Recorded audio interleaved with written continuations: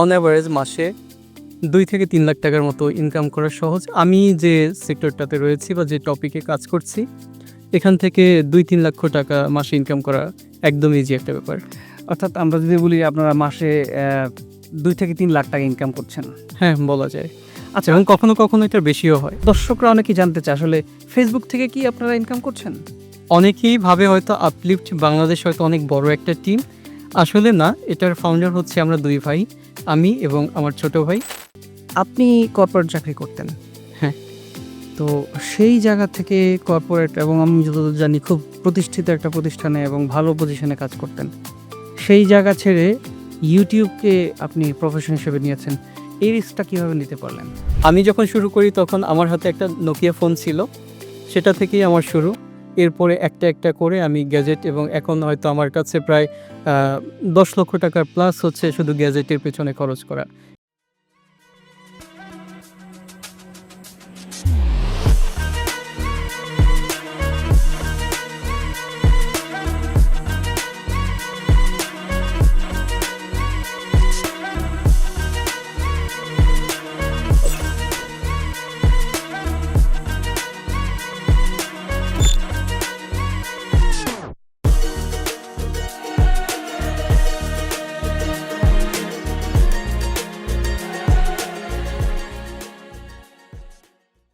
বাংলাদেশ নিয়ে খুবই চমৎকার ভিডিও দেখলেন, তাই তো?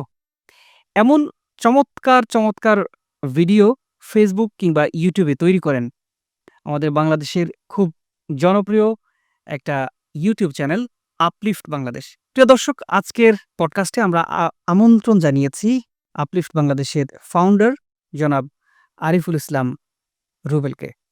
আপনাকে স্বাগত জানাচ্ছি আমাদের স্টুডিওতে। ধন্যবাদ আপনাকে। আপনাদের এই সুন্দর আয়োজনে আমাকে আমন্ত্রণ জানানোর জন্য। আচ্ছা, আমরা আগে গল্প শুনতাম যে ইউটিউব কিংবা ফেসবুক থেকে মানুষ লাখ টাকা ইনকাম করে। তো আপনারা তো সেটার জলজ্যান্ত উদাহরণ। আ আমরা একটু আজকে আপনার কাছে শুরুতেই জানতে চাই, আপনি ইউটিউব থেকে কেমন ইনকাম করেন? আ একদম পুরোপুরি আমি বলছি না, বাট এখান থেকে মোটামুটি অন অ্যাভারেজ মাসে ২ থেকে ৩ লাখ টাকার মতো ইনকাম করা সহজ। আমি যে সেক্টরটাতে রয়েছি বা যে টপিকে কাজ করছি, এখান থেকে ২-৩ লক্ষ টাকা মাসে ইনকাম করা একদম ইজি একটা ব্যাপার। অর্থাৎ আমরা যদি বলি আপনারা মাসে ২ থেকে ৩ লাখ টাকা ইনকাম করছেন। হ্যাঁ, বলা যায়। আচ্ছা, এবং কখনো এটার বেশিও হয়। আচ্ছা, আমরা কিন্তু আপলিফট বাংলাদেশের ইউটিউবে যেমন প্রেজেন্স সেইম কিন্তু আমরা আ ফেসবুকেও আপনাদের প্রেজেন্সটা দেখতে পাচ্ছি এবং ফেসবুকেও আপনাদের ব্যাপক ভাইরাল ভিডিও আমরা দেখেছি। বিশেষ করে বাংলাদেশের যে ডেভেলপমেন্ট প্রজেক্ট গুলো আছে, সেই ডেভেলপমেন্ট প্রজেক্ট গুলো নিয়ে যে কাজ করছেন সেগুলোর আ ভিডিওগুলো ভাইরাল হয়েছে আপলিফট বাংলাদেশের ফেসবুক পেজে। তো দর্শকরা অনেকেই জানতে চায় আসলে ফেসবুক থেকে কি আপনারা ইনকাম করছেন? আ এখানে একটু আমি যদি বলি, শুরুর দিকে আমাদের ফেসবুকের প্রতি অতটা নজর ছিল না। বাট আমাদের যে দর্শকরা রয়েছে তাদের ডিমান্ডের কথা ভেবেই আমরা ফেসবুকে আসি। তো আসার পরে মনে হইল যে YouTube থেকে যেভাবে আর্নিং করা সম্ভব, ঠিক তেমনি কিন্তু Facebook থেকেও আলহামদুলিল্লাহ বেশ ভালো একটা আর্নিং আসে এবং সেটা কখনো আ লক্ষ ছাড়িয়ে যায়, আবার কখনো কয়েক লক্ষও ছাড়িয়ে যায়। আমাদের যে টপিকটা নিয়ে আমরা কাজ করি, এই টপিকে। আ চমৎকার! নিশ্চয়ই এটা আশা জাগা নিয়ে একটা ব্যাপার। প্রিয় দর্শক, আ আপনারা যারা আপলিফট বাংলাদেশকে চিনেন না বা জানেন না, আ তাদের জন্য আপলিফটকে আমরা নতুন করে একটু পরিচয় করিয়ে দিতে চাই। রুবেল ভাই, আপনার কাছে আমরা একটু জানবো, আপলিফট বাংলাদেশ মূলত কি নিয়ে কাজ করে? যদিও আমরা জানি বাংলাদেশে যে ডেভেলপমেন্ট প্রজেক্ট গুলো আছে বা যারা আপনাদেরকে চেনেন তারা তো চেনেনই। নতুন করে আমাদের দর্শকদেরকে একটু আপনি বলবেন যে আপলিফট বাংলাদেশ কি? আপনাদের সাবস্ক্রাইবার কেমন বা Facebook পেজে কত ফলোয়ার আছে সেটা একটু বিস্তারিত বলবেন। আ শুরুতে যদি আমি ফলোয়ার বা সাবস্ক্রাইবারের সংখ্যা বলি, তাহলে আমাদের YouTube এ হচ্ছে ৪,৩০,০০০ প্লাস, আর হচ্ছে Facebook এ হচ্ছে ৩,৮৫,০০০ এর মতো, এবং এটা সম্পূর্ণ অর্গানিক। আমরা কখনোই আমাদের পেজ বা YouTube চ্যানেল আমরা বুস্ট করিনি। আর আমাদের যে শুরুটা বা আপলিট বাংলাদেশ যে ডেভেলপমেন্ট নিয়ে কাজ করে, শুধু এটাই না, আমাদের শুরুর দিকে আমরা অন্য একটা টপিক নিয়ে কাজ করতাম। না, আমরা একটু যারা আসলে জানে না তাদের জন্য বলছি আরকি যে আসলে দর্শক, আপলিফট বাংলাদেশ মূলত বাংলাদেশের যে মেগা প্রজেক্ট গুলো আছে বা ডেভেলপমেন্ট যে প্রজেক্ট গুলো আছে, চমৎকার সুন্দর ভিডিও আপলিফট বাংলাদেশের চ্যানেলে হয়। আমরা দেখি যে আসলে অনেক ধরনের ব্লগ হয়। ট্রাভেল ব্লগ হয়, ফুড ব্লগ হয়, মোটো ব্লগ হয়। কিন্তু আমরা দেখেছি আপনারা কিন্তু পায়োনিয়ার যে এই বাংলাদেশের ডেভেলপমেন্ট প্রজেক্ট নিয়ে যে ব্লগ করা যায়, সেটা কিন্তু মোটামুটি আপনারাই শুরু করেছিলেন। সে বিষয়টা নিয়ে একটু আমরা জানতে চাই যে আপলিফট বাংলাদেশ কিভাবে শুরুটা করল? আ একটা সময় বা এখনো আপনি যদি দেখেন YouTube বা Facebook এ ফরেনাররা যখন বাংলাদেশে আসে তারা কিন্তু চলে যায় সদরঘাট। তারা দেখায় কি আমাদের পপুলেশন দেখায়, আমাদের দূষিত এলাকাগুলো দেখায় এবং যে ব্যাপারগুলো আসলে বাংলাদেশ নিয়ে সার্চ করলে ইন্টারনেটে একটা লজ্জাজনক ব্যাপার হয়ে দাঁড়ায়। তো একটা সময় মাথায় আসলো যে বাংলাদেশে আ এখন কিন্তু উন্নয়ন বলি বা ডেভেলপমেন্ট সেক্টর বলি, এগুলো আস্তে, আস্তে করে হচ্ছে বাড়ছে এবং রাস্তাঘাট, ব্রিজ, কালভার্ট যাই হোক না কেন, এটা কিন্তু আ আমাদের বাংলাদেশের জন্য একটা মানে ভালো একটা অবস্থানে নিয়ে যাচ্ছে। তো এই ব্যাপারগুলো কেউ ওইভাবে করে দেখাচ্ছে না। আমরা সংবাদ মাধ্যমে যতটুকু দেখি সেখানে একটা মিশ্র প্রতিক্রিয়া থাকে, সিনেমেটিক কোনো শট থাকে না। ওইভাবে করে কেউ তুলে ধরে না। তো ঐটা থেকে মাথায় আসলো যে আমি যদি এই জিনিসটাকে একটু ডিফারেন্ট ওয়েতে মানুষের কাছে প্রেজেন্ট করি, তাহলে আমাদের যারা বিদেশ থেকে যারা আমাদের দেশ সম্পর্কে একটা নেগেটিভ ধারণা আছে, তাদের কাছে একটা পজিটিভ ধারণা যাবে এবং বাংলাদেশকে তারা দেখার জন্য আসবে এবং এসে দেখবে যে না, আমাদের যোগাযোগ ব্যবস্থা বা অন্য যে ব্যাপারগুলো রয়েছে এবং বাংলাদেশের যে পরিবর্তন, এই পরিবর্তনটা তারা তখন দেখতে পারবে। তো এইটা যখন মাথায় আসলো, তখন আরো একটা ব্যাপার মাথায় আসলো যে আমি যদি এই ব্যাপারটাকে ব্লগ আকারে সিনেমেটিক ওয়েতে সুন্দরভাবে প্রেজেন্ট করি, এটা বাংলাদেশের একটা আর্কাইভ হয়ে থাকবে। যেটা আমাদের পরবর্তী জেনারেশন এসে দেখতে পারবে যে না বাংলাদেশের এই চেঞ্জেস গুলা কিরকম। যেমন আমার ভেতরেই একটা আক্ষেপ যে যখন এই ফ্লাইওভার হলো, আ আমার বাসা হচ্ছে বসুন্ধরার দিকে। তো কুড়িলের যে ফ্লাইওভার, তো তখন আমি এই ধরনের কাজ করি না। বাট আমি যখন উত্তরার দিকে যেতাম তখন মনে হইতো যে ট্রেন যাচ্ছে আমাকে ওইখানে ০.৫ ঘন্টা ১ ঘন্টা ওয়েট করতে হতো। আর এখন আমি ওইটা পার হওয়ার জন্য আমার হয়তো ৫ মিনিটও লাগে না। তো এই ব্যাপারগুলো আমার কাছে খুব ইন্টারেস্টিং লাগতো। তো আমি ওইখান থেকেই আসা আমাদের আপলিফটে যে এটা যখন পরবর্তী ৫ বছর ১০ বছর পর মানুষ দেখবে, তখন সে ব্যাপারটা রিয়ালাইজ করবে। যে না আমি তো এখানে আটকায়া থাকতাম ১০ মিনিট ১৫ মিনিট। বাট এখন এটা এইভাবে করে চলে যাচ্ছি। তাহলে ওই সময় এই ব্যাপারগুলো এইভাবে, এইভাবে তৈরি হয়েছে। তো যার কারণেই এই ডেভেলপমেন্ট সেক্টরটাতে আমার আসা এবং একটা আর্কাইভ তৈরি করা, যেটা পরবর্তী প্রজন্মের কাছে তুলে ধরবে যে না বাংলাদেশ বিশ্বের কাছে অন্যভাবেও পরিচিত না করা আমরা যায়। আসলে দেখি চমৎকার আপনার উদ্দেশ্য বা আপনি যে উদ্দেশ্যে আসলে আপলিফট বাংলাদেশকে তৈরি করেছেন। এই যে আমরা YouTube বা Facebook এ আপলিফট বাংলাদেশের চমৎকার ভিডিও দেখি। ভিডিও শৈলী সত্যি অসাধারণ। আ বিশেষ করে আপনাদের যে ড্রোন শটগুলো, এটার পেছনের কারিগর কে? আ অনেকেই ভাবে হয়তো আপলিফট বাংলাদেশ হয়তো অনেক বড় একটা টিম। আসলে না, এটার ফাউন্ডার হচ্ছে আমরা ২ ভাই। আমি এবং আমার ছোট ভাই। সে এখন স্টুডেন্ট। তো সে ইঞ্জিনিয়ারিং পড়ছে এখনো। তো আমরা যখন আমি ১ম শুরু যতদূর করি জানি তার নাম আশিক। আ জি, তার নাম হচ্ছে আশিকুল ইসলাম এবং আমরা ২ জনেই হচ্ছে ক্যামেরার বাহিরের মানুষ। মাঝে মধ্যে হয়তো আমরা কোনো একটা ভিডিওতে অল্প কিছুক্ষণের জন্য আসি এবং আমিই আসি, সেটা সে আসে না আরকি। কারণ সে আড়ালে থাকতেই পছন্দ করে। আর এখন যেহেতু যুগ পরিবর্তন হচ্ছে, সামনে না আসলে মানুষকে মানুষ চিনে না, জানে না। ওইখান থেকে একটু, একটু করে আসা। আ তবে আমাদের প্রাতিষ্ঠানিক কোনো শিক্ষা নেই।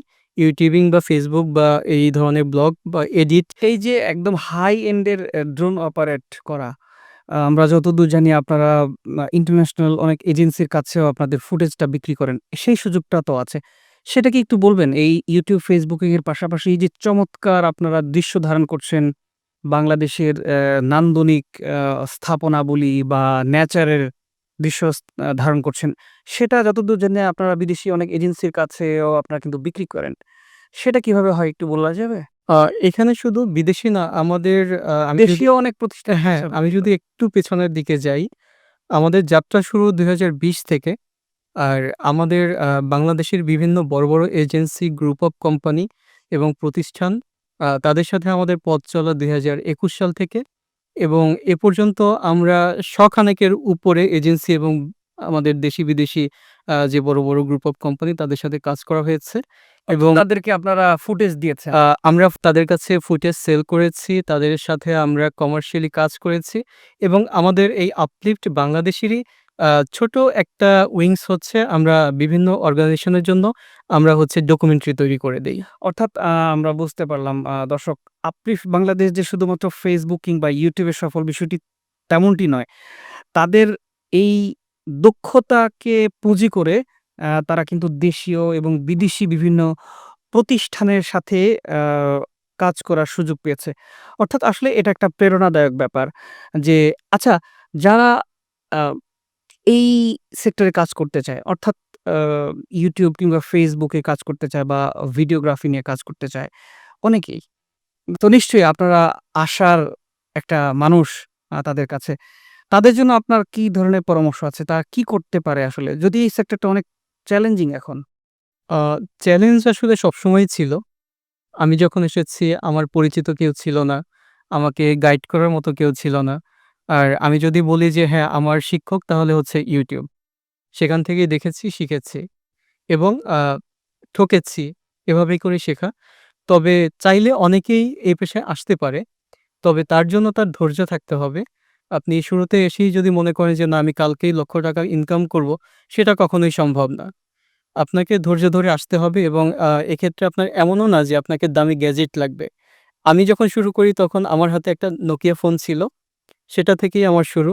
এরপরে একটা, একটা করে আমি গ্যাজেট এবং এখন হয়তো আমার কাছে প্রায় আ ৳১০,০০,০০০ প্লাস হচ্ছে শুধু গ্যাজেটের পেছনে খরচ করা এ পর্যন্ত।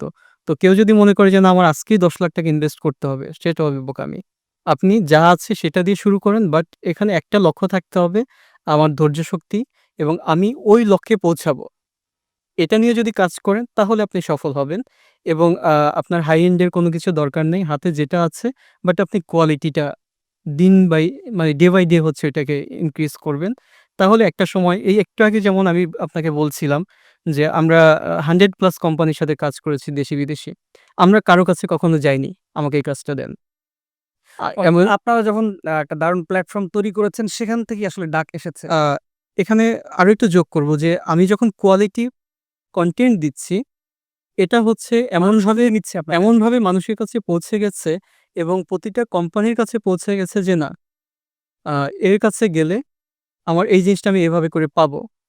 ওই জিনিসটা মানুষ ওইখানে দেখেছে। দেখার পরে তাদের একটা কনফিডেন্স চলে এসেছে যে না আপলিফট এর কাছে গেলে আমি যা চাচ্ছি এটা আমি পাবো। কারণ আমি কিন্তু কোনো বড় অর্গানাইজেশন বা এজেন্সি না। তারপরেও এই কোম্পানিগুলো দেশি-বিদেশি কোম্পানিগুলো আমাদের কাছে এসেছে শুধুমাত্র আমাদের কোয়ালিটি কনটেন্ট অর্থাৎ এর জন্য। আপনাদের কাছে যদি ৩ টা পরামর্শের কথা বলি যে যারা YouTube এ কিংবা Facebook এ কাজ করতে চায়। আপনি যদি কোর ৩ টা পরামর্শ তাদের জন্য দেন, কি ৩ টা পরামর্শ দিবেন? ১ম ধৈর্য শক্তি লাগবে। ১ নম্বর ধৈর্য শক্তি, ২ হচ্ছে টাকা আসবে এটার জন্য পাগল হওয়া যাবে না। পেশেন্স লাগবে অনেক বেশি। হ্যাঁ, আর হচ্ছে কোয়ালিটি কনটেন্ট। এটা খুবই গুরুত্বপূর্ণ। এবং আমি এর সাথে আরেকটা হচ্ছে যোগ করতে চাই। সেটা হচ্ছে সৎ থাকতে হবে। আপনি মানুষের ক্ষতি করবেন না। আপনি নিজে সৎ থাকবেন। আপনার যে লক্ষ্য ওই লক্ষ্যে আপনি পৌঁছে যাবেন। আপনার খুবই গুরুত্বপূর্ণ পরামর্শ। আচ্ছা YouTube, Facebook এই ২ টার মধ্যে আসলে বেসিক পার্থক্যটা কি? অ্যা আমরা যতদূর জানি YouTube এ আর্নিংস টা বেশি হয় বা এখন আপডেটের কারণে Facebook এ আর্নিংস টা কম হয়। অ্যা ২ টাতে আলাদা আসলে পার্থক্য কি? যদি ভিডিওতে আমরা কাজ করি বা যারা মানুষ কাজ করতে চায়। আ এইখানে বেসিক যদি পার্থক্য বলি আপনার YouTube টা হচ্ছে ভিডিও প্ল্যাটফর্ম। আর আপনার Facebook যেটা আছে এখানে হচ্ছে নানা ধরনের মিক্সি একটা অবস্থা আরকি। এখানে আপনি নিজে পোস্ট করতে পারতেছেন, ছবি দেওয়া যাচ্ছে। যেহেতু কনটেন্ট হ্যাঁ, মনিটাইজেশন এসেছে। তো এখানে ২ টার ভেতরে আপনি যদি শুধুমাত্র আপনার ভিডিওর ভিতরে যদি আপনি কাজ করতে চান যে না আমি ভিডিওটাকেই হচ্ছে একদম ফোকাস ফোকাস করতে চাই, তাহলে YouTube এর বিকল্প এখন পর্যন্ত কিছুই নাই। তো সেক্ষেত্রে হচ্ছে আপনার যত কিছু দেখানো সম্ভব এইখানে আপনি আপনার কোয়ালিটিফুল কনটেন্ট এর খেলাটা খেলতে পারবেন। আর Facebook টা এটা এমন একটা জিনিস যে আপনার দরকার পড়ুক বা না পড়ুক আপনি দিনে একবার হলেও এখানে যাচ্ছেন। সেক্ষেত্রে কি হয় যেহেতু এখন ভিউ মানেই হচ্ছে টাকা। ভিউ মানেই যেহেতু টাকা সেক্ষেত্রে এটাও একটা প্ল্যাটফর্ম দাঁড়িয়ে গেছে এবং Facebook যেটা করতেছে এখন তারা যেহেতু TikTok, তারপর হচ্ছে Instagram, তারপরে YouTube সব জায়গা থেকেই এখন আর্নিং এর একটা ব্যাপার এসেছে এবং সেখান থেকে এই যারা হচ্ছে কর্ণধার মানে Facebook এর যারা তারাও কিন্তু এখান থেকে একটা ইনকাম করে নিয়ে যাচ্ছে আমাদের দ্বারা। তো সেখান থেকেও যেহেতু একটা ইনকাম আসতেছে যার কারণে মানুষ Facebook এ হচ্ছে আসতেছে। আর Facebook এর যে ব্যাপারটা আপনি এখানে শর্টস ক্লিপ ইউজ করতে পারেন, আপনার কষ্ট কম হচ্ছে। আপনি ১ মিনিটের একটা ভিডিওর পেছনে আপনার কষ্ট কম হচ্ছে। বাট YouTube এ আপনি মিনিমাম ৮ মিনিটের নিচে যদি একটা কনটেন্ট করতে চান সেক্ষেত্রে খুব একটা আর্নিংস আসে না। তো এই ধরনের বেসিক কিছু পার্থক্য আছে এবং আপনি যত বেশি আপনার এডিট স্কিল বাড়াইতে চান সেক্ষেত্রে হচ্ছে আপনাকে YouTube এ কাজ করতে হবে। কারণ Facebook এ অত বেশি কোয়ালিটি কনটেন্ট নিয়ে কাজ করার মানুষ খুব কম। আচ্ছা, আমরা একটু ও ফিরতে চাই আপলিফট বাংলাদেশের সফলতার গল্পে। আচ্ছা, আ আপলিফট বাংলাদেশের সিগনেচার ওয়ার্ক যদি বলি, মানে কি মনে করতে পারেন? কয়টা মানে আপনাদের মনে রাখার মতো কাজ একটু বলবেন কি? আ আপলিফট বাংলাদেশ শুরু থেকেই একটু ইউনিক ভাবে কাজ করার চেষ্টা করে। বেসিক্যালি আমাদের যে ড্রোন শটগুলো আছে, তো এই ড্রোন শটগুলো আপনি যদি দেখেন তাহলে আমি বলব যে একটা চোখে একটা শান্তি আছে। কারণ আমরা এমনভাবে হচ্ছে ক্লিপগুলো আপনাদের সামনে উপস্থাপন করার চেষ্টা করি, আপনি দেখলেই মনে হবে যে না এটা এমন কেউ এই ক্লিপগুলো হচ্ছে নিয়েছে, আ তার হাতে জাদু আছে। তো সেক্ষেত্রে আমাদের মোটামুটি সবগুলো কাজই আমাদের বেস্ট আমাদের কাছে। তবে আ বাংলাদেশ টিল নাও নামে আমরা ৩ মিনিট প্লাস একটা ভিডিও করেছি। আ টোটাল বাংলাদেশের যে উন্নয়ন সেটার উপরে। তো সেই ভিডিওটা আমরা সিনেমেটিক আকারেই রেখেছি, কোনো ধরনের ভয়েস নেই। তো সেটি যদি আপনি দেখেন তাহলে মনে হবে যে না, আপনি মনে রাখার বাংলাদেশ সামথিং। আচ্ছা, আরেকটা ব্যাপার হচ্ছে আমরা জানতে চাই যে আসলে আপনি কর্পোরেট চাকরি করতেন। হ্যাঁ, তো সেই জায়গা থেকে কর্পোরেট এবং আমি যতদূর জানি খুব প্রতিষ্ঠিত একটা প্রতিষ্ঠানে এবং ভালো পজিশনে কাজ করতেন। সেই জায়গা ছেড়ে YouTube কে আপনি প্রফেশন হিসেবে নিয়েছেন। এই রিস্কটা কিভাবে নিতে পারলেন? আ এটার আসলে রিস্ক তখন নেওয়ার প্রয়োজন হয়ে পড়েছিল। কারণ ২০২০ সালটা ছিল করোনার একটা মহামারীর সময়। তো ওই সময়টাতে আমার ফ্যামিলিতে মানে আমার আব্বা-আম্মা তারা এমনিতে একটু সিক। আর আমি যেখানে ছিলাম সেখানে সেলারিটা মোটামুটি লাখের কাছাকাছি ছিল। এবং আমি ভালো একটা পজিশনে ছিলাম। কিন্তু ফ্যামিলির কথা মাথায় রেখে আমার যেহেতু বাহিরে যাওয়ার প্রয়োজন পড়তো, সবকিছু মিলিয়ে আমি তখন একটা সিদ্ধান্ত নেই যে, না আমি এখান থেকে বের হয়ে আসবো। আর আমার তখনই টুকটাক করে আমার চ্যানেল আস্তে, আস্তে করে গ্রো হচ্ছিল। তো পরে আমার কাছে মনে হলো যে এখান থেকে ভালো একটা আর্নিং আসতেছে। তো এরপরে আমি মনে করলাম যে না আমি তাহলে যেহেতু আমার ওইখানেও আমার শ্রম দিতে হচ্ছে, আর এইটা আমার নিজের জায়গায় এবং আমি নিজে আজকে চাইলে আমি করলাম, কালকে চাইলে আমি ফ্যামিলির সাথে থাকলাম এবং অনেক ধরনের বেনিফিটও আছে। সবকিছু মিলিয়ে যখন দেখলাম যে না আমার এই সাইটের পাল্লাটাই ভারী হচ্ছে, তখন আমি কর্পোরেট লাইফটা ছেড়ে এখানে চলে আসি। আর এখানে যখন চলে আসি আমি তারপরে আমার যেহেতু এই যে সাইট ডকুমেন্টারি কাজগুলো ওপেন হয়ে যায়, তো তখন আমার মনে হইল যে আমার ২ টা সাইট এখন। একটা হচ্ছে ডকুমেন্টারি হচ্ছে, একটা হচ্ছে আমার YouTube, Facebook এর জন্য কনটেন্ট করছি এবং ইন দ্য মেইন টাইম আস্তে, আস্তে করে বিভিন্ন কোম্পানির সাথে আমাদের একটা সম্পর্ক হয়ে যায় যে সম্পর্কের মাধ্যমে আমরা তাদের কাছে ফুটেজ, তারপর হচ্ছে আ ডকুমেন্টারি বা ছবি, ডকুমেন্টারি এই ধরনের কাজগুলো প্রতিনিয়ত আসতে শুরু করে।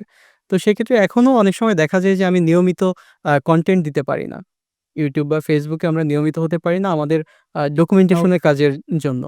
তো ২ টাই ভালো সাইড। কারণ আপনি যখন ভালো কিছু করবেন এবং ভালো একটা সম্পর্ক আপনার সাথে মানুষের হয়ে যাবে, তখন আল্লাহ এমনিতেই হচ্ছে রিজিকগুলো এবং সৎ পথে থাকতে হবে। আচ্ছা, একটা ব্যাপার বলি সেটা হচ্ছে যে আ এই যে YouTube কিংবা Facebook-এ কাজ করা বা দীর্ঘমেয়াদী এখানে সফল হওয়ার আসলে উপায় কি? বা এই YouTube-টাকে কি দীর্ঘমেয়াদে নিজের ক্যারিয়ার হিসেবে নেয়ার সুযোগ আছে কি? আ এখানে যদি একদমই বলতে হয় তাহলে বলব না। কারণ আপনি যাই করেন না কেন জীবনে, আপনি যেকোনো একটা পথ বেছে নিলে যদি কখনো বিপদ আসে, সেক্ষেত্রে আপনাকে ফুল স্টপ হয়ে যেতে হবে। মানে যার আপনাকে অল্টারনেটিভ কিছু না কিছু একটা হ্যাঁ, তৈরি করতে হবে। আপনাকে একটার পাশাপাশি আরেকটা সবসময় রেডি রাখতে হবে। যেটা আপলিফট বাংলাদেশ ২০২১ সাল থেকে করে আসতেছে।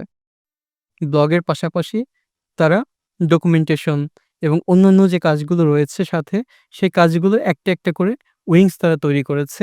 একটা দিক বন্ধ হয়ে গেলে আরেকটা দিক কাজ করছে। আরেকটা দিক স্লো হইলে আরেকটা দিকে চলে যাচ্ছে। তো সেক্ষেত্রে আপনাকে আ একটার ভিতরে না থেকে সবসময় ১ টা বা ২ টা সাইট অল টাইম হচ্ছে ওপেন রাখতে হবে। আমরা বুঝতে পেরেছি। আচ্ছা, আগামী দিনে আপলিফট বাংলাদেশ এখন যেহেতু আসলে ডেভেলপমেন্ট প্রজেক্ট খুব কম হচ্ছে আমরা দেখি আসলে। কারণ একটা সরকার পরিবর্তন হয়েছে, নির্বাচিত সরকার আসে নাই। তো সেক্ষেত্রে এখন কি প্ল্যান? এখন কি করছেন আপনারা? বা আগামী দিনে দর্শকরা যারা আপলিফটের বাংলাদেশের দর্শক আছে তারা আসলে কি দেখবে? আ ডেভেলপমেন্ট ব্লগের চাহিদা আমাদের দেশে এখনো প্রচুর। এখনো যতগুলো প্রজেক্ট চলমান এবং আমাদের কাছে প্রচুর মেসেজ আসে, প্রচুর আমাদের কাছে কমেন্টস আসে। যতগুলো প্রজেক্ট চলমান রয়েছে এবং সামনের দিনগুলোতে আসার সম্ভাবনা আছে, সেগুলো নিয়ে মানুষের অনেক জানার আগ্রহ। আগ্রহ আছে। যার কারণে আমরা এখন পর্যন্ত যতগুলো চলমান রয়েছে সেগুলোর আপডেট জন্য কাজ করে যাচ্ছি এবং আমরা আশাবাদী যে সামনের দিনগুলোতেও, কারণ সরকার আসবে যাবে এটাই একটা স্বাধীন রাষ্ট্রের নিয়ম। কিন্তু আমাদের দেশের যে উন্নয়নগুলো রয়েছে ধারা। সেটি একটি চলমান ধারা। হয়তো এখন কম হচ্ছে, পরবর্তীতে বেশি হবে। তো আমরা সেই ধরনের কাজের জন্য আশাবাদী। আর আপলিফট বাংলাদেশ আমি কয়েকবারই অলরেডি বলে ফেলেছি, যেহেতু আমাদের আলাদা একটা উইংস আছে, আমরা ডকুমেন্টেশন এর কাজ করি। তো সেক্ষেত্রে ২ টাকে কম্বাইন্ড করে আমরা আপাতত কাজ আপনার করছি। বর্তমানে আসলে বড় কি মেগা প্রজেক্ট রানিং আছে যেগুলোর আপনার আপডেট দিচ্ছেন সেগুলো একটু বলবেন? আ বর্তমানে হচ্ছে, যেমন আমি যদি বলি হচ্ছে ঢাকা টাঙ্গাইল বা ঢাকা রংপুর যে মহাসড়কটি রয়েছে, সেটির কাজ চলছে। যেটি হচ্ছে উত্তরবঙ্গের জন্য অনেক বড় একটা পাওয়া হবে। সেই সাথে হচ্ছে আমাদের 3rd টার্মিনালের কাজ মোটামুটি শেষ হয়েছে। বাট এখনো এটা চালু হয়নি। টুকটাক কিছু কাজ এখনো চলছে। ঢাকা-সিলেট মহাসড়কের কাজ চলছে এবং খুব শীঘ্রই হয়তো ঢাকা-চট্টগ্রাম ১০ লেনের কাজ শুরু হবে। তারপরে ঢাকা যে ভোলা-বরিশাল যে সেতু রয়েছে সেটিরও আমরা জানতে পারছি যে হয়তো শুরু হয়ে যাবে। তারপরে ভাঙ্গা থেকে ফরিদপুর থেকে হচ্ছে পটুয়াখালীর কুয়াকাটা পর্যন্ত যে ৬ লেনের কাজ সেটিও হয়তো শুরু হবে। এছাড়াও হচ্ছে কেরানীগঞ্জের দিকে কাজ হচ্ছে। তারপরে হচ্ছে এদিকে ঢাকার হচ্ছে ওই যে মতিঝিল থেকে কমলাপুর হ্যাঁ, পর্যন্ত কমলাপুর, তারপরে এক্সটেনশন এমআরটি 5, MRT তারপরে 5 অন হচ্ছে। এগুলোর কাজ চলছে।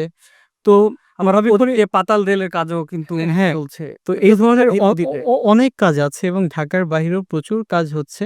আর আপলিফট বাংলাদেশ যেহেতু ২ জনের একটা টিম, মানুষের অনেক আশা যে আমরা পুরো বাংলাদেশ কেন কভার করতে পারি না? আসলে ২ জন মানুষ এবং এখানে ১ জন স্টুডেন্ট, মানুষের অনেক আর আমি হচ্ছে ফুল টাইম কাজ করছি। বাট তারপরও ২ জন মানুষের পক্ষে সবসময় সব জায়গাতে যাওয়া সম্ভব হচ্ছে না। আর এখানে আরেকটু যোগ করতে চাই, আপলিফট বাংলাদেশ ডেভেলপমেন্ট ব্লগের সাথে আমরা বাংলাদেশের যে ন্যাচারাল বিউটি এবং সেটিও তুলে পজিটিভ ধরার যে চেষ্টা করছেন। জিনিসগুলো রয়েছে সেটি আমরা শুরু থেকেই মানুষের কাছে তুলে ধরার চেষ্টা করছি এবং সেটিও মানুষ খুব সুন্দরভাবে গ্রহণ করেছে এবং আ প্রায় ৩-৪ মিলিয়নের উপরেও ভিউ রয়েছে আমাদের, মানে রেগুলার যে কনটেন্ট বা আমাদের যে বেস, সেই বেস কনটেন্টের বাহিরেও। আপনাকে আসলে অনেক ধন্যবাদ। নিশ্চয়ই আপনাদের যে উদ্যোগ, আপনাদের যেই চেষ্টা, এই চেষ্টাটা নিশ্চয়ই অন্য কোনো মানুষের জন্য প্রেরণাদায়ক হবে। আপনাকে অনেক ধন্যবাদ জানাচ্ছি আমাদের স্টুডিওতে আসার জন্য। আপনাকে অসংখ্য ধন্যবাদ এই ধরনের একটা আয়োজন করার জন্য এবং আমাকে ইনভাইট করার জন্য। সুপ্রিয় দর্শক, আজ এ পর্যন্তই। ভালো থাকুন, সুস্থ থাকুন। দেখা হবে আগামী পর্বে আরো অন্য একজন সফল মানুষের সাথে। ততক্ষণ আমাদের সাথেই থাকুন।